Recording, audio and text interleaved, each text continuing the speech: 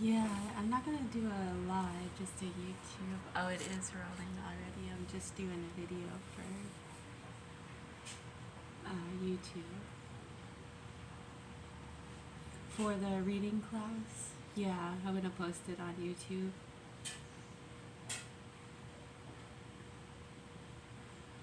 Very beautiful weather, yes.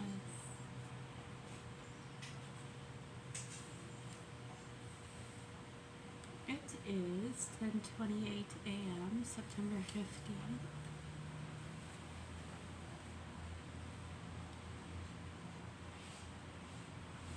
Good, thanks. How are you?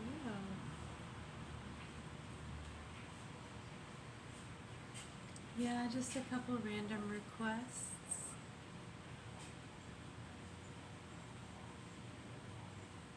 Yeah, a lot of the reading classes and different ones are usually just random. Yeah, sometimes I pick them myself.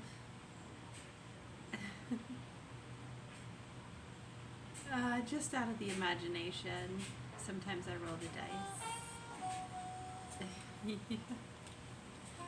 Alright, so this book is not usually a full reading class, but I see why you requested it because there are some in class who might like this one. I like the cover of it, it's very cool.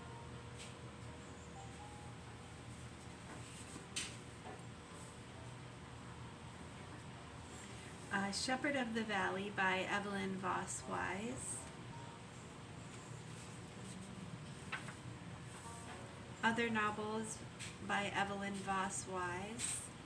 Novels. Wheels in the Timber. Has the Pines Grow? You'd like that one. Mary Darlin. The Long Tomorrow. The Light of Stars. Pretty sure you'd like that one too. You probably like them all, really. This one is copyright 1949, Evelyn Voss Wise, made in the United States of America, to Adeline, who suggested this book. We'll do just a random page. We can do a full read on it maybe sometime. It's not a one I usually do as a full read. The lady said to him, "Go, my son, to the top of the hill where you saw me before." Page 116, again.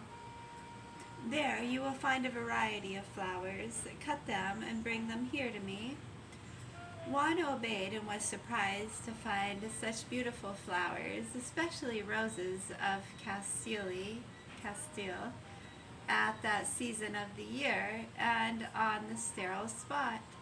So great was their fragrance that the entire mountain was perfumed by them. Do you say Castile or Castile? Castille.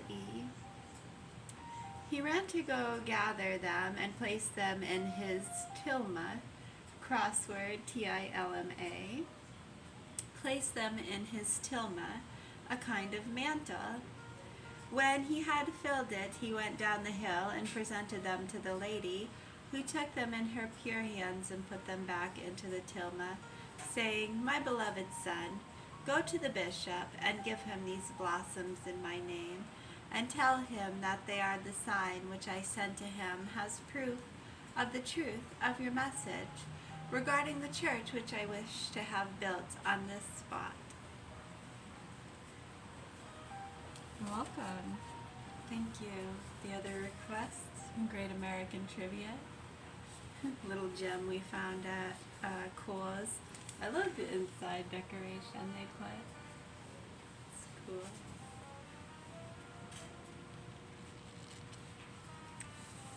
"151 and 150. Betty Crocker has evolved 8 times since those days.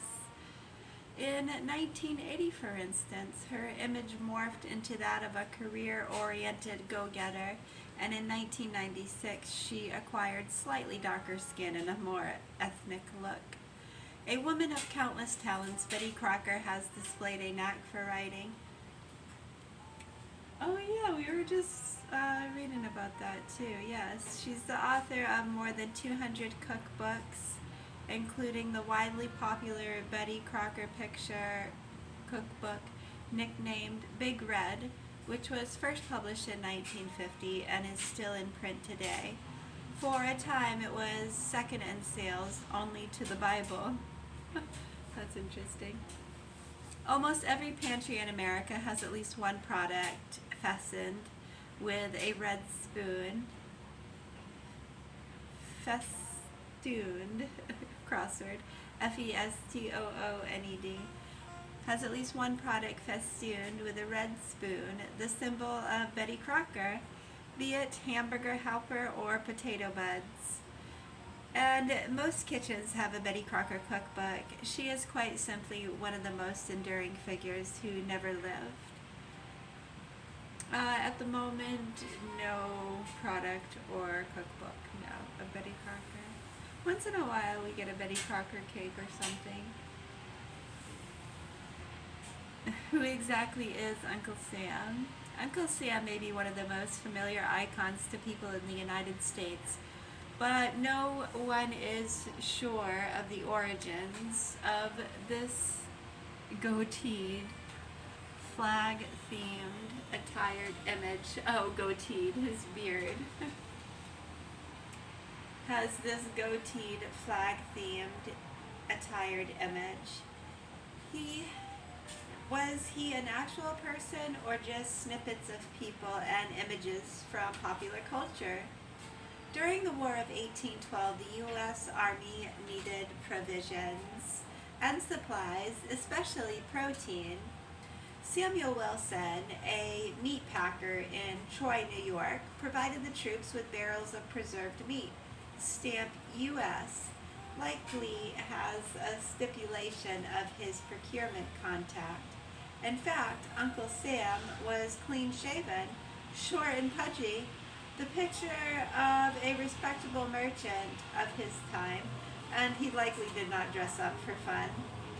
The Uncle Sam character we know today was born in the influential images of Thomas Nast, a prominent 19th century political cartoonist who depicted several similar flag-themed figures. The most enduring Uncle Sam image, which depicts him pointing a finger and saying, "I want you," comes from World War I, recruiting posters drawn by James Montgomery Flagg, who also modeled the famous stern, craggy visage. Uncle Sam is actually a national personification, an image that sums up national identity.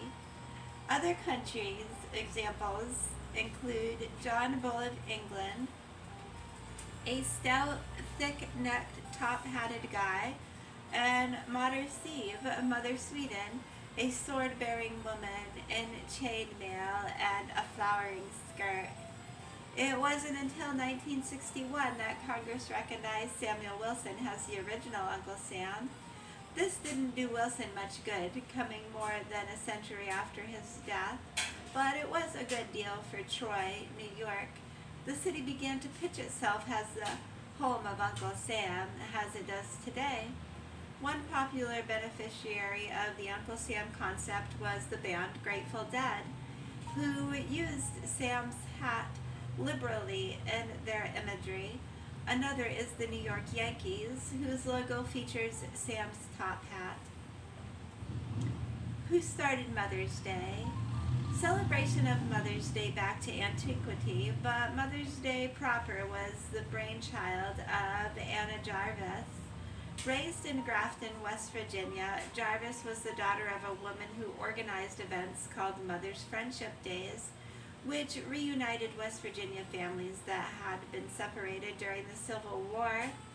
After her mother died in 1905, Jarvis paid homage to her with an aggressive letter-writing campaign that began in 1907 and urged elected officials, and newspaper editors to promote an official holiday to honor all mothers. Within 6 years, most states observed Mother's Day. In 1914, President Woodrow Wilson signed a congressional resolution that designated the second Sunday in May as Mother's Day across the nation. Jarvis had succeeded, but little did she know that just like Dr. Frankenstein, she had created a monster that would lead to her ruin.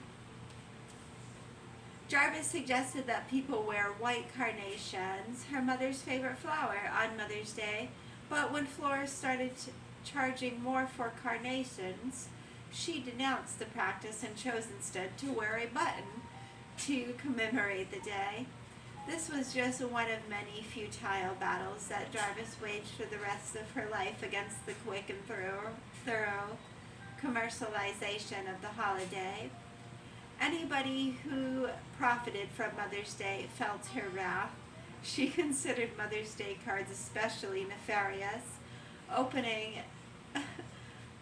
opinioning that giving one was a lazy way to show appreciation for the person who gave you the gift of life. Oh, the old Hallmark battle. Jarvis lived off the considerable inheritance that she received after the deaths of her mother and her brother Claude, who had founded a taxi service in Philadelphia. But while wholeheartedly devoting herself to fighting the exploitation of Mother's Day, Jarvis neglected to tend to her own finances. By 1943, she was living in poverty, and her health was in serious decline. Friends raised enough money to allow her to live in a sanitarium in Westchester, Pennsylvania, where she died in 1948, childless. Happy Mother's Day. Here's a white carnation and a Hallmark card just to show you how much we appreciate you. And Jarvis, if Jarvis were alive today, I know they still do it today, don't they? Well, just some human beings in general just has a way to stick it to people. It's very condescending and childish. I don't know, some people are just sick, nasty, disturbed pieces of shit, I guess. I don't know, I guess again it's a cheap, lazy way to stick it to somebody as well as to show them how much you care. So I guess depending on what they want you to believe, and hopefully you believe what they want you to think, because then I guess you're just stupid and you don't get another card. Or you'll get another card with a special message. Yeah, with a gift card to your favorite place. I know. Yeah, we've seen it all, really. We stay away from it for the most part. Yeah, we don't really mingle in those kind of affairs. Well, that makes us a party pooper in some people's eyes. Psh, psh. I know, it's cute. Oh, hopefully. If Jarvis were alive today, she wouldn't be at all pleased with what has happened to Mother's Day. In 2009, the National Retail Federation estimated total Mother's Day spending by consumers to be in the neighborhood of $14.1 billion. Happy Mother's Day to any mothers out there. I know it's not Mother's Day, so that doesn't count. Okay. Well, on Mother's Day, I'll make sure to say fuck you, and every other's day I'll say Happy Mother's Day and just show my appreciation. But as long as on that day you slime balls give your cards and white carnations, you're the sweethearts and we're the assholes. Yeah, because you can take your cards and fucking shove them. Anyways, what's so American about apple pie? Apple pie is so beloved in America that it's a cultural icon right up there with hot dogs, baseball, and Chevrolet. Funny thing is, the double crust pastry that is filled with fruit and seasoned with cinnamon wasn't even invented in the United States. Was that your dessert fork dropping to the floor? Think about it. Apples aren't indigenous to the United States. English colonists brought them here. Remember the story of Johnny Appleseed? Truth be told, apple pies were being packed long before settlers arrived on North American shores. In fact, pie has been around in one form or another since the ancient Egyptians first created the pastry crust. The Greeks and Romans, for example, made main dish pies filled with meat. Ooh, I love me a good touche pie. According to the American Pie Council, the first fruit-filled pies or torts, called pastries, were likely created in the 1500s. In the Tudor and Stuart eras, English pies were made with cherries, pears, quinces, and yes, apples. So, okay, apple pie isn't innately American. It came here with the first settlers, but gosh darn if we didn't perfect it and make it all our own. You see, the early English apple pies were usually made without sugar, and the crusts were often tough and inedible, used more for holding the filling together than for eating. So who wore it better? According to the Oxford Encyclopedia, presentation, my darling. According to the Oxford Encyclopedia and Food and Drink in America, the typical American pie evolved to be made with uncooked apples, fat, sugar, and sweet spices. Now we're talking. No wonder the phrase, as American as apple pie, came to be. Whether you like your apple pie baked in a paper bag, a la mode, or speaking of that, those Oreo a la modes, those are pretty good. Or topped with a slice of cheddar cheese. Ooh, gross. We took someone else's recipe and turned it into a completely American experience. Heck, apple pie isn't even on the menu at McDonald's. Oh, it is even on the menu at McDonald's. Oh yeah, those little apple pies they have. I think they have strawberry too. That's about as American as it gets. Why doesn't the United States use the metric system? I think we'll pause on the apples. Alright, what's next on the list? And we'll go Shakespeare to Dryden. Yeah, we'll do one more and then we'll pause there. I'm already at 1747. I don't want to overwork myself for the moment. Thomas Dekker. All right, what a great, great, great subject for now. France shall repent. England was injured. Indeed. Let's do a separate part. I don't want to do that one at the moment. Oh, wonderful. Song. We'll do song. Why so pale and wan, fond lover? Prieth, why so pale? Prythee,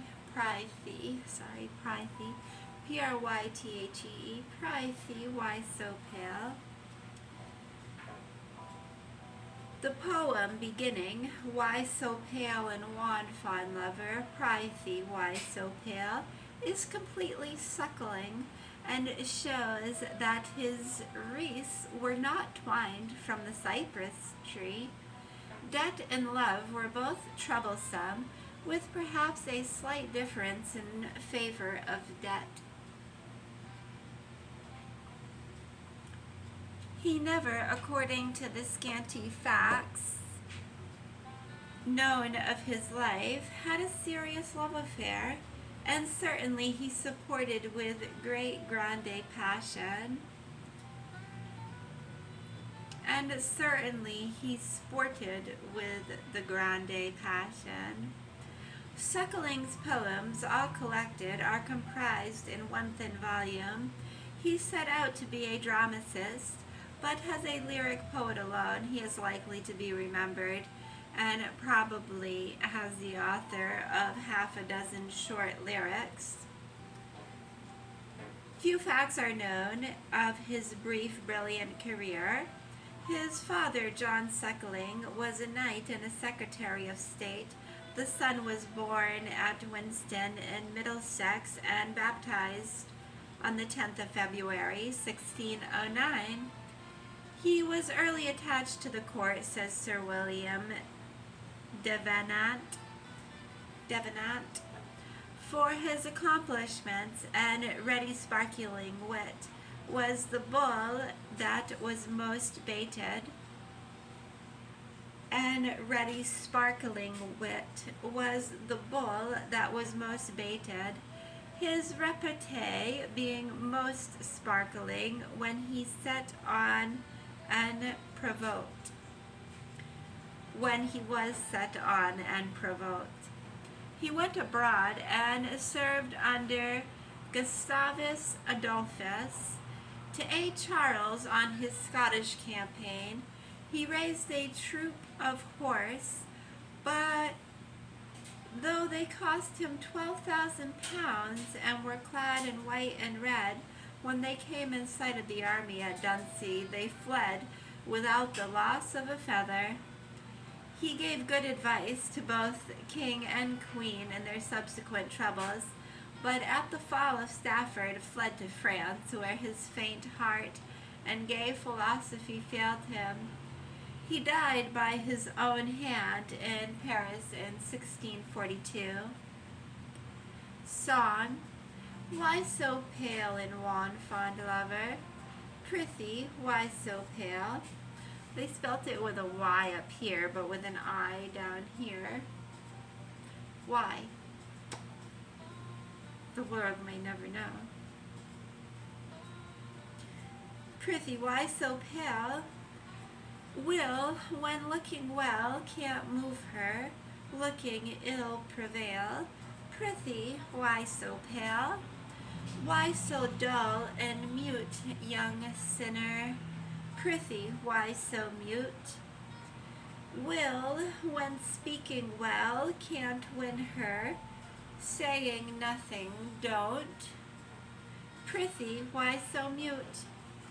Quit, for shame, this will not move, this cannot take her. If of herself she will not love, nothing can make her. The devil take her.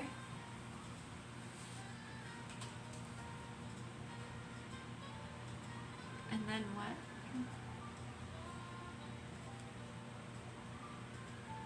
You're welcome. Oh, thank you.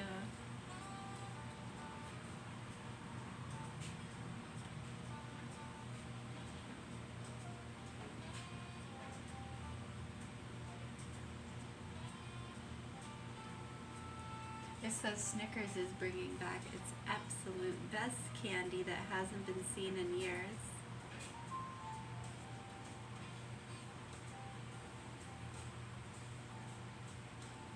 There's fast on the heels of M&M's new honey roasted peanut flavor. Mars Wrigley has announced its plans for the remainder of 2025 and 26. 11 innovations planned. New M&M's, Twix, Starburst, and Lifesavers candies. Ooh, we're going to see dairy-free and dye-free, I hope. That would be splendid. They'd probably see a big boom in sales, that's for sure. I mean, they wouldn't lose any customers because you can still get your M&M's. What, are you not going to buy them because they're offering dairy-free customers a dairy-free option? Like, oh, they sold out. To what? It's like, it's so stupid, these wars that have gone on for years with the meat and dairy industry. It's ridiculous.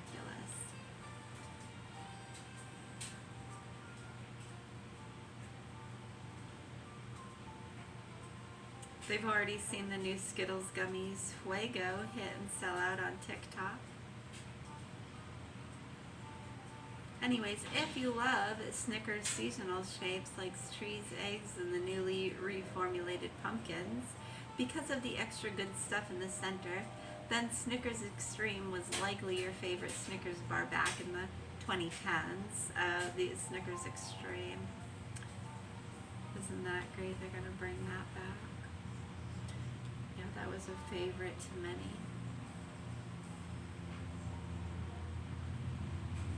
I know.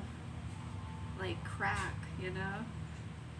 You used to have to make store trips just to get those for some people.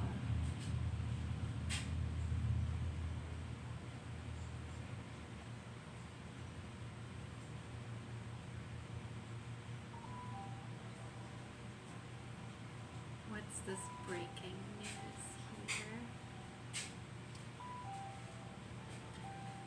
Trump suggests deal reached over the future of TikTok as he announces call with Zing.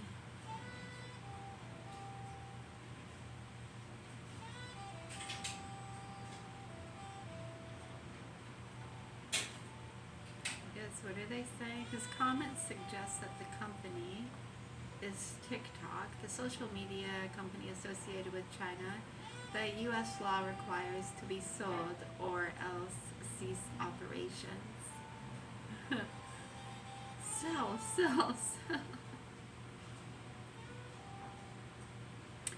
Have you ever thought of going into beanstalks?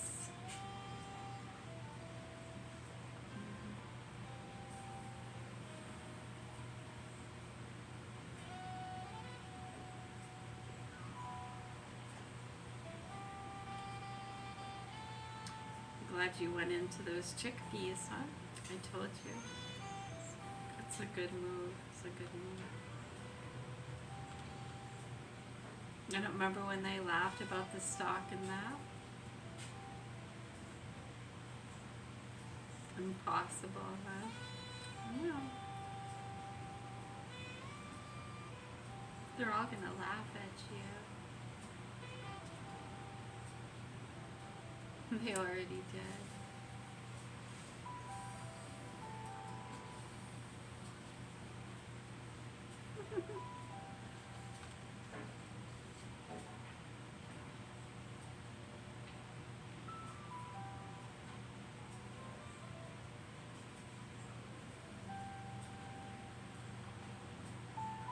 Faked drowning uncovered. I kept going. A Wisconsin man details how he was able to run away to Eastern Europe by faking his own death.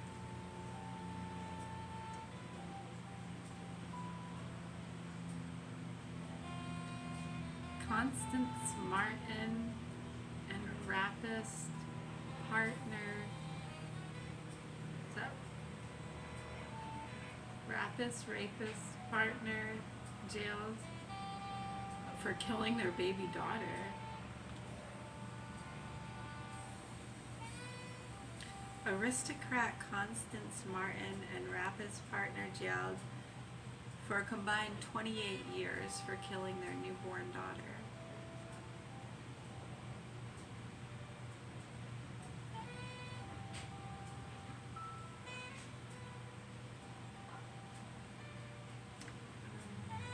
So sad.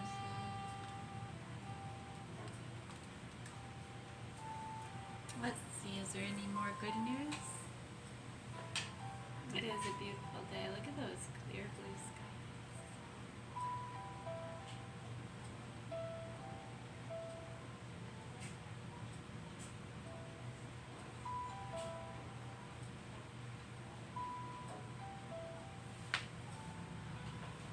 That's good.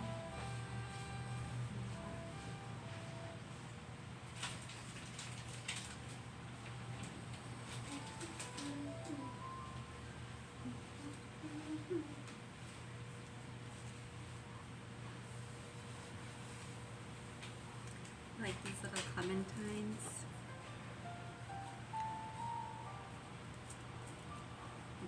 Clementine, these are good. Yeah, you get the halo ones. Yeah, those are good.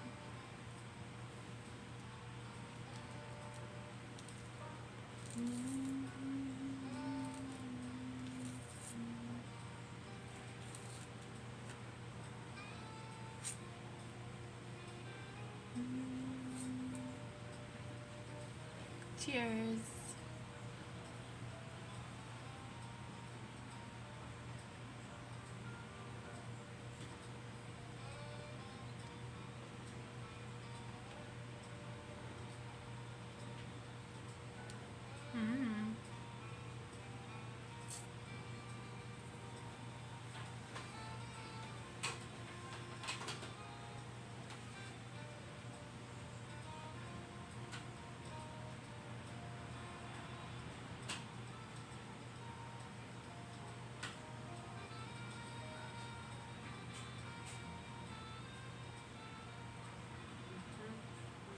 Mm-hmm.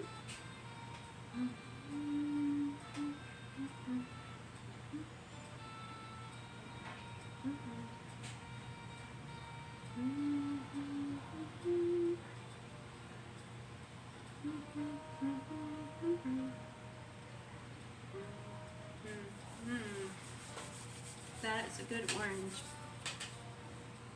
Half hour.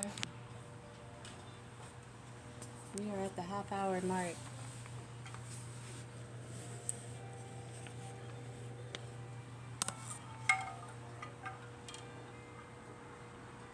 Peace be with you.